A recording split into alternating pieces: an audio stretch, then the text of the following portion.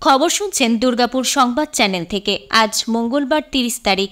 জানাবো আজকের বাছাই করা গুরুত্বপূর্ণ 10টি তাজা খবর। শুরুতেই হেডলাইন। বাংলা ভাগ চাইলে কেন বিধানসভায় ভোটাভুটি করতে বললেন মমতা? চুঁচুড়া হাসপাতালের বেহাল দশায় ক্ষুব্ধ সাংসদ রচনা। মুখ্যমন্ত্রীর সঙ্গে আলোচনার সিদ্ধান্ত। মানুষই আপনাকে চায় না, এক বিজেপি নেতা কে? বিধানসভায় সুর চড়ালেন মমতা। ঝাড়গ্রামে মাঠে কাজ করার সময় আচমকা বাজ পড়ে মৃত্যু চাষির। আসুক বাংলা ভাগ করতে, কি করে রুখতে হয় দেখিয়ে দেব। বিধানসভায় দৃপ্ত কণ্ঠে ঘোষণা মমতার। ভোটের পর ফের নজরে সন্দেশখালী। মুখ্যমন্ত্রীর নির্দেশে প্রশাসনিক বৈঠকে সুজিত। মানুষই আপনাকে চায় না, এক বিজেপি নেতা কে? বিধানসভায় সুর চড়ালেন মমতা। দুর্গাপুরে ঘটে গেল ভয়াবহ কাণ্ড। প্রতিদিন নিয়মিত সঠিক খবর শোনার জন্য দুর্গাপুর সংবাদ চ্যানেলটিকে সাবস্ক্রাইব করুন। আসছি বিস্তারিত খবরে। গতকাল সোমবার বিধানসভা অধিবেশন থেকে শুভেন্দু অধিকারী সংখ্যালঘু মন্তব্যের বিরোধিতা করে সুর চড়ালেন মুখ্যমন্ত্রী মমতা বন্দ্যোপাধ্যায়। আর তাতেই বেজায় অস্বস্তি তৈরি হলো বিরোধী দলনেতার। বিজেপির অন্দরেও এই মন্তব্য নিয়ে শুভেন্দুর বিরুদ্ধে ক্ষোভ আছে। এবার সেই প্রসঙ্গ তুলে একদিকে শুভেন্দুকে কাঠগড়ায় তুললেন, অপরদিকে বার্তা দিলেন বাংলার মুখ্যমন্ত্রী মমতা বন্দ্যোপাধ্যায়। তবে শুভেন্দুর নাম না নিয়ে বিধানসভায় এক বিজেপি নেতা বলে খোঁচা দিলেন মুখ্যমন্ত্রী। সুতরাং মুখ্যমন্ত্রীর বক্তব্যের পরই রাজ্য রাজনীতিতে আলোড়ন পড়ে গিয়েছে। গতকাল বিধানসভার অধিবেশনে মুখ্যমন্ত্রী নানা বিষয় নিয়ে কথা বলেছেন। সেখানে নীতি আয়োগের বৈঠকে তাকে বলতে না দেওয়া থেকে শুরু করে বিজেপি নেতাদের মুখে বাংলা ভাগের দাবিতে সুর সপ্তমে তোলেন মমতা বন্দ্যোপাধ্যায়। এমনকি উত্তরবঙ্গের মানুষদের জন্য তার সরকার কি কি কাজ করেছে সেটারও বিবরণ দেন। আর তখনই শুভেন্দুর সংখ্যালঘু প্রসঙ্গ টেনে মুখ্যমন্ত্রীর সমন্বয়ের বার্তা দিয়ে বলেন, ওদের এক নেতা বলছেন একে চাই না ওকে চাই না, আমরা বলছি আপনাকেই চাই না, আপনাকে মানুষও চায় না, চাইবেও না। বিধানসভায় এসে দেখে যান, এখানে সব ধর্মের মানুষ বসে আছেন, আমরা ভাগাভাগি করি না। নীতি আয়োগের বিষয়টি যখন তোলা হয় তখন শোরগোল পাকিয়ে বিধানসভা থেকে ওয়াকআউট করেন বিজেপি বিধায়করা। তাই সেখানে উপস্থিত ছিলেন না শুভেন্দু অধিকারী। বিধানসভার বাইরে তারা বিক্ষোভ দেখাতে থাকেন। তবে বিজেপি ওয়াকআউট করলেও আলোচনা চালিয়ে যায় তৃণমূল কংগ্রেস বিধায়ক মন্ত্রীরা। তখনই ভরা বিধানসভা কক্ষে শুভেন্দু অধিকারীর নাম না করে মুখ্যমন্ত্রী বলেন, ওদের এক নেতা বলেছেন একে চাই ওকে চাই না, আপনি ঠিক করবেন একে চাই ওকে চাই না, আমরা বলছি আপনাকেই চাই না। আর তাই স্লোগান হবে, আমরা সবাই একসঙ্গে মিলেমিশে থাকতে চাই, আপনাকে চাই না, মানুষও আপনাকে চাই না। এই খবর কানে গিয়েছে বিরোধী দলনেতার। তাতে তিনি বেজায় চটেছেন বলে সূত্রের খবর। কিন্তু বিজেপি বিধায়ক এবং নেতাদের উদ্দেশ্যে কড়া কথা বলেছেন মুখ্যমন্ত্রী। তার বক্তব্য, ওদের কাজ শুধু মানুষকে বঞ্চিত করা। কিছুদিন আগে বিজেপির বৈঠকে কিছু মন্তব্য করেছিলেন শুভেন্দু অধিকারী, যা নিয়ে রাজ্য রাজনীতিতে ঢিড়ি পড়ে গিয়েছিল। এবার সেটাই বিধানসভায় উস্কে দিলেন মুখ্যমন্ত্রী। সম্প্রতি উত্তরবঙ্গকে আলাদা করা কিংবা উত্তরবঙ্গকে উত্তর পূর্ব উন্নয়ন পর্ষদের আওতাভুক্ত করার মতো একাধিক প্রস্তাব উঠেছে খোদ বিজেপির তরফ থেকে। কোনো স্থানীয় নেতা নয়, এই দাবি তোলা হয়েছে খোদ বিজেপির একাধিক বিধায়ক এবং কেন্দ্রীয় প্রতিমন্ত্রীর তরফে।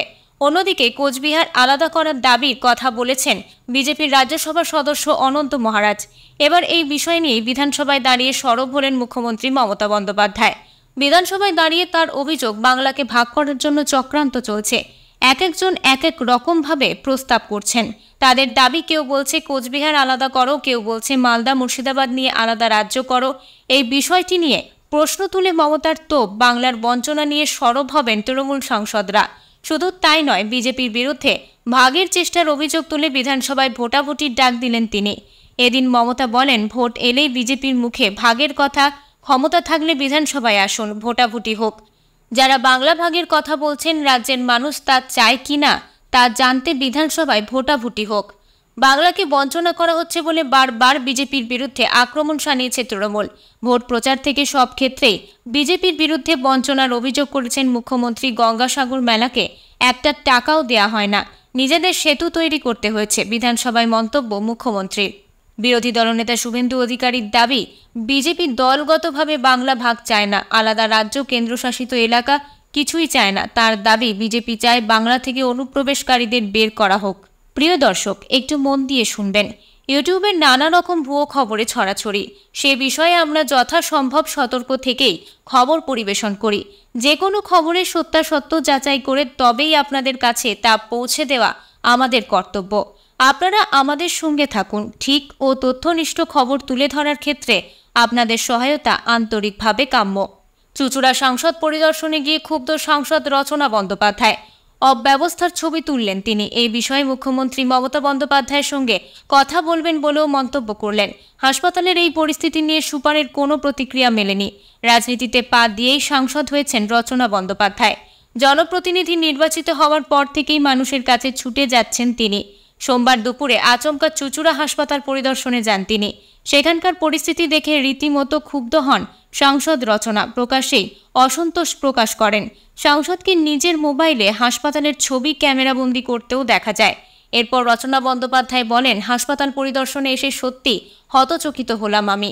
এমন স্বাস্থ্য পরিষেবা জেলা সদর হাসপাতালে হওয়া বাঞ্ছনীয় নয়। যেখানে সেখানে কলার খোসা পড়ে আছে, বিড়াল ঘুরে বেড়াচ্ছে সর্বত্র। এই বিষয়গুলি নিয়ে আমি হাসপাতাল কর্তৃপক্ষকে জানিয়েছি। আগামীতে যেন এমন বেহাল স্বাস্থ্য ব্যবস্থা সদর হাসপাতালে না থাকে তা দেখতে হবে। আমি এই বিষয়ে কথা বলবো মুখ্যমন্ত্রীর সঙ্গে। আগামীতে আবার এই সদর হাসপাতাল পরিদর্শনে আসব। তবে এই বিষয়ে চুঁচুড়া হাসপাতালের সুপার অমিতাভ মণ্ডল কোনো মন্তব্য করেননি। পরিত্যক্ত কঠিন তরল বজ্র নিষ্কাশন কেন্দ্রে শতাধিক ভোটার কার্ড ও নির্বাচনের নথিপত্র পড়ে রয়েছে। জানাজানি হতেই চাঞ্চল্য এলাকায় এলো পুলিশ। শুরু হয়েছে রাজনৈতিক তরজা। লাউদোহার দুর্গাপুর ফরিদপুর থানা এলাকায় রয়েছে একটি অন্তর্গত পরিত্যক্ত কঠিন তরল বজ্র নিষ্কাশন কেন্দ্র। গতকাল সকালে সেখানে ছড়িয়ে পড়ে থাকতে দেখা যায় শতাধিক ভোটার কার্ড ও নির্বাচনের নথিপত্র। বিজেপি নেতা ছোটন চক্রবর্তী বলেন, আমরা দলের পক্ষ থেকে বারবার বলেছি তৃণমূলের গুন্ডা বাহিনী সাধারণ মানুষের থেকে ভোটার কার্ড সচিত্র পরিচয়পত্র কেড়ে নিচ্ছে, ভোটে রিগিং করে জিতেছে। আজকের ঘটনায় তা প্রমাণ হয়ে গেল। অন্যদিকে তৃণমূল নেতা সুজিত মুখোপাধ্যায়ের দাবি, বিজেপিকে নির্বাচনে বাংলার মানুষ প্রত্যাখ্যান করেছেন। এটা ওদের এখনও হজম হয়নি, তাই ঘটনার সত্যতা প্রমাণের আগেই ভিত্তিহীন অভিযোগ শুরু করেছে। জানা গিয়েছে, কঠিন তরল বজ্র নিষ্কাশন কেন্দ্রটি 2017 সাল করে উদ্বোধন হয়েছিল। এলাকার বজ্র সংগ্রহ করে বিশেষ পদ্ধতিতে তৈরি হবে জৈব সার। প্রায় 20 লক্ষ টাকা ব্যয়ে তৈরি হয়েছিল এই প্রকল্পটি। উদ্বোধন করেছিলেন তৎকালীন জেলাশাসক মাননীয় সৌমিত্র মোহন মহাশয়। কিন্তু উদ্বোধন হয়েও শুরু হয়নি কাজ। পরবর্তীতে পরিত্যক্ত অবস্থায় পড়ে আছে কারখানাটি। জানলা দরজা চুরি হয়ে গেছে। স্থানীয়দের অভিযোগ, ভাঙাচোরা জীর্ণ ঘরগুলির মধ্যে অসামাজিক কার্যকলাপ চলে। সোমবার দুর্গাপুর ফরিদপুর ব্লকের ভদ্রপুর এলাকায় পরিত্যক্ত বজ্র নিষ্কাশন কেন্দ্রের মধ্যে শতাধিক ভোটার কার্ড ও নির্বাচনের নথি থাকতে দেখে চাঞ্চল্য ছড়িয়েছে এলাকায়। এর পাশাপাশি সরকারি শিলমোহর, প্রতিটি রাজনৈতিক দলের দলীয় পতাকা পড়ে থাকতে দেখা যায়। প্রত্যক্ষদর্শীদের অভিযোগ, খালি চোখে দেখে মনে হচ্ছে এই সব নথি পোড়ানোর চেষ্টা করা হয়েছিল। খবর পেয়ে ঘটনাস্থলে আসে লাউদোহার ফরিদপুর থানার পুলিশ। দুর্গাপুর ফরিদপুর ব্লকের বিডিও অর্ঘ মুখোপাধ্যায় বলেন, ঘটনার তদন্ত শুরু হয়েছে। এই খবর শুনছেন দুর্গাপুর সংবাদ চ্যানেল থেকে। মাঠে চাষের কাজ করার সময় সোমবার দুপুরে আচমকা বাজ পড়ে মৃত্যু হলো এক ব্যক্তির। সোমবার দুপুরে এই ঘটনাটি ঘটেছে ঝাড়গ্রাম জেলার গোপীবল্লভপুর 2 নম্বর ব্লকের বেলিয়াবেড়া থানার পেটবিন্দি এলাকায়। বাজ পড়ে মৃত্যুর ঘটনা ঘটতে থাকায় আতঙ্কিত এলাকার মানুষজনেরা।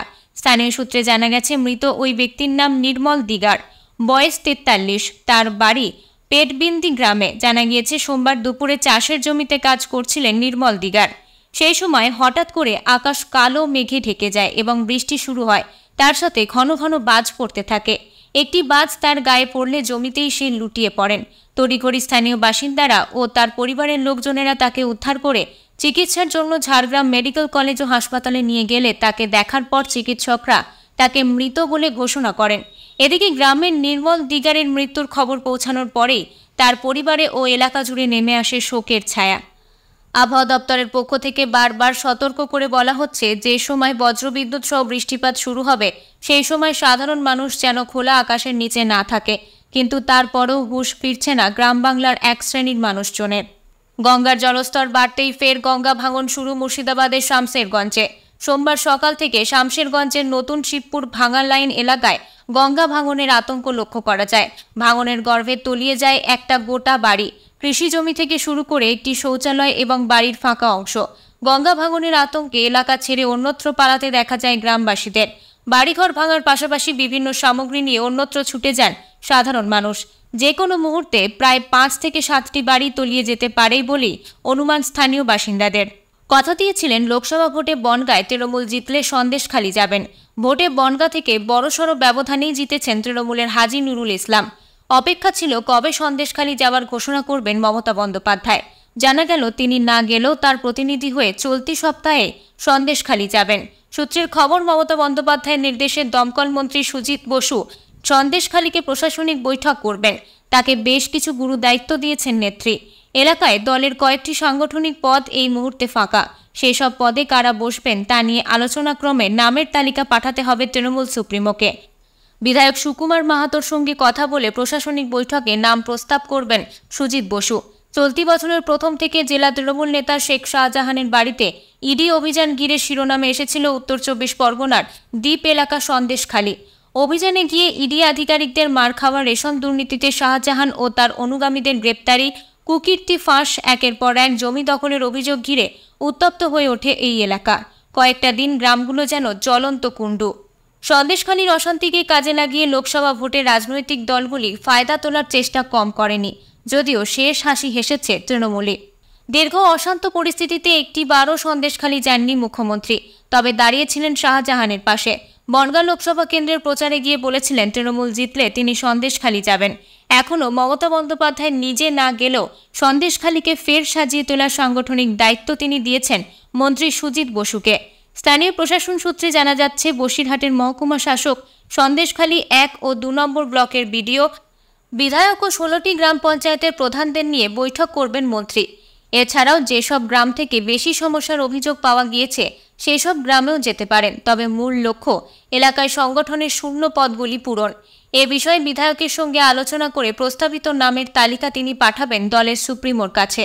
তা চূড়ান্ত করবেন মমতা বন্দ্যোপাধ্যায়। এরপরও অবশ্য প্রশ্ন, কবে আসবেন মুখ্যমন্ত্রী? রোগীর মৃত্যু ঘিরে তুলকালাম সরকারি হাসপাতাল চত্বর। পরিবারের অভিযোগ, সময় মতো মেলেনি স্ট্রেচার। উপরন্ত দেয়া হয়নি অক্সিজেন। সিলিন্ডার লাগানো হয়েছিল বটে, তবে তাতে ছিল না অক্সিজেন। এর ফলে মৃত্যু হয়েছে রোগীর। ঘটনাটি বীরভূমের রামপুরহাট গভর্নমেন্ট মেডিকেল কলেজ ও হাসপাতালের ঘটনা। বীরভূমের মল্লারপুরের বাসিন্দা রাজেন্দ্র প্রসাদ দত্ত। বিগত বেশ কয়েকদিন ধরেই তিনি শ্বাসকষ্টের সমস্যায় ভুগছিলেন। এরপর শনিবার তার শারীরিক অসুস্থতা বাড়ায় রাজেন্দ্রকে ভর্তি করা হয় রামপুরহাট মেডিকেল কলেজ হাসপাতালে। সোমবার অবস্থার অবনতি হওয়ায় ওই ব্যক্তিকে জেনারেল থেকে সিসিইউতে স্থানান্তরিত করা হয়। রোগীর পরিবারের অভিযোগ, একটা স্ট্রেচার পাওয়ার জন্য তাদের 3 ঘন্টা অপেক্ষা করতে হয়। পরে কোনো মতে স্ট্রেচার জোগাড় হলে দুপুর নাগাদ সিসিইউতে নিয়ে যাওয়া হচ্ছিল। পরিবারের দাবি, জেনারেল থেকে সিসিইউতে নিয়ে যাওয়ার সময় রাজেন্দ্রকে অক্সিজেন সিলিন্ডার দেয়া হয়, তবে তার ভিতর ছিল না অক্সিজেন। তার জেরেই মৃত্যু হয় ওই ব্যক্তির। মৃতের মেয়ে বেবি মণ্ডল বলেন, সুগার ফল্ট হয়েছে, শ্বাসকষ্ট হচ্ছিল, ভালোই ছিল, দেখতেও এলাম। ডাক্তারবাবু বললেন আপনারা আইসিইউতে ভর্তি করুন। এবার 3 ঘন্টা হয়ে যাওয়ার পরও স্ট্রেচার পায়নি। এরপর আবার খালি অক্সিজেন সিলিন্ডার দিয়েছে। এরপরও অসন্তোষ ছড়িয়ে পড়ে রোগীর পরিবারের সদস্যদের মধ্যে। হাসপাতালের খারাপ পরিষেবা নিয়ে চিৎকার করতে শুরু করেন তারা।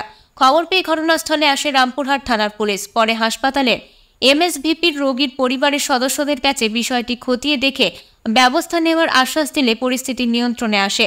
এমএসভিপি পলাশ দাস বলেন, একটা সমস্যা হয়েছে, আমি বলেছি ওদের লিখিত দিতে, আমি এটা নিয়ে তদন্ত করব। এতক্ষণ খবর শুনছিলেন দুর্গাপুর সংবাদ চ্যানেল থেকে। খবর এখনকার মতন এই পর্যন্তই। ধন্যবাদ।